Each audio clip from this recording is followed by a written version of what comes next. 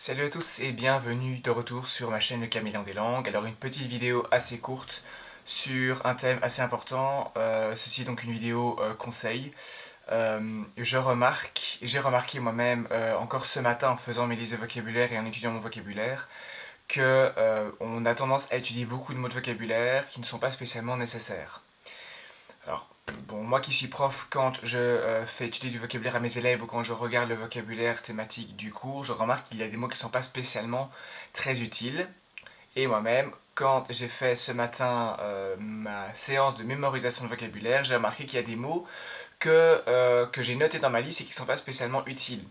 Alors, comme on sait qu'il faut toujours étudier avec le contexte, je suis retourné dans mon bouquin pour chercher le contexte euh, dans lequel j'avais trouvé ce mot. Donc ce matin, j'ai repris ce bouquin-ci que j'avais déjà commencé il y a un petit temps, qui est en italien, et j'ai retrouvé les contextes dans lesquels sont apparus les mots que j'ai notés dans ma liste. Et j'ai remarqué en fait que c'était pas des mots qui sont très utiles. J'ai été donc j'ai un document avec tout le vocabulaire d'italien que j'ai trouvé dans diverses sources, et une bonne partie de ce vocabulaire vient de Harry Potter 2 et 3, que j'ai en papier et que j'ai aussi un PDF en italien, et j'ai cherché avec CTRL F toutes les occurrences d'un certain mot, donc tous les endroits où un mot est employé, et je remarque que certains mots que j'ai notés ne se retrouvent qu'une seule fois, voire pas du tout dans les livres. Donc là je me dis, bah, ces mots, je les ai notés parce que je veux augmenter mon vocabulaire, mais ce ne sont pas des mots qu'on emploie souvent. Donc il y a tous des mots que j'ai enlevés de ma liste parce que j'ai remarqué que ce ne sont pas des mots pour lesquels je devrais passer du temps et de l'énergie à les étudier parce que ces mots, on ne les croise pas spécialement souvent. Alors une erreur que j'ai faite il y a un petit temps, et il y a des chances pour que vous les ayez faites aussi, c'est que j'ai acheté ce bouquin quand j'ai commencé à étudier l'italien parce que je me suis dit, ben, il y a 800 mots dans 40 thèmes, donc il y a 8000 mots pardon, dans 40 thèmes, donc ça c'est un bouquin avec pas mal de vocabulaire intéressant, donc je vais l'acheter et l'étudier. Grossière erreur. Quand on est débutant, ça sert à rien. Bon maintenant, chacun son point de vue, mon point de vue personnel, selon mon expérience, c'est que ça ce n'est pas utile au niveau débutant, voire même au niveau intermédiaire, c'est plutôt utile quand on va plus loin. Parce que là, il y a 8000 mots. Alors j'ai déjà expliqué dans une vidéo précédente qu'il faut 500 mots pour pouvoir communiquer et qu'un natif emploie en moyenne 2000 mots maximum dans sa vie quotidienne. Ça veut dire que un natif emploie un quart de ça.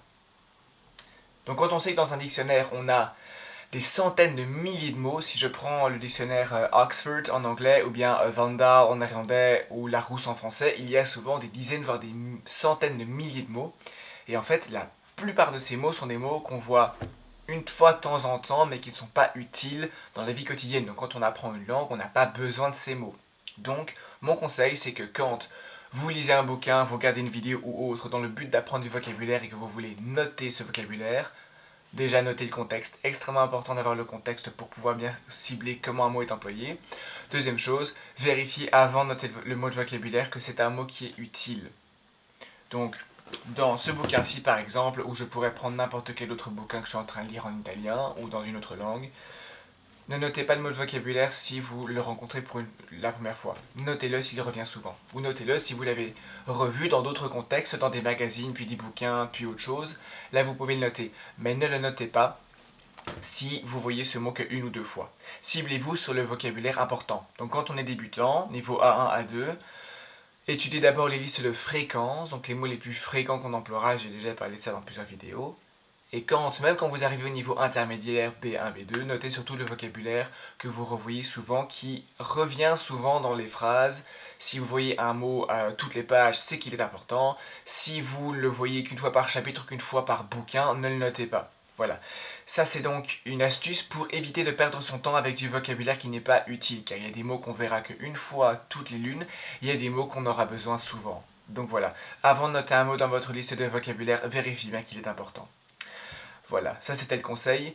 N'hésitez pas à mettre des commentaires si vous avez des questions là-dessus, s'il y a quelque chose qui n'a pas été clair. Mettez un like si vous avez trouvé ces vidéos intéressantes, comme ça je sais que c'est du contenu qui est utile et que je peux faire d'autres vidéos comme ça. Et sur ce, merci d'avoir regardé jusqu'à maintenant. Et on se retrouve une prochaine fois pour une prochaine vidéo.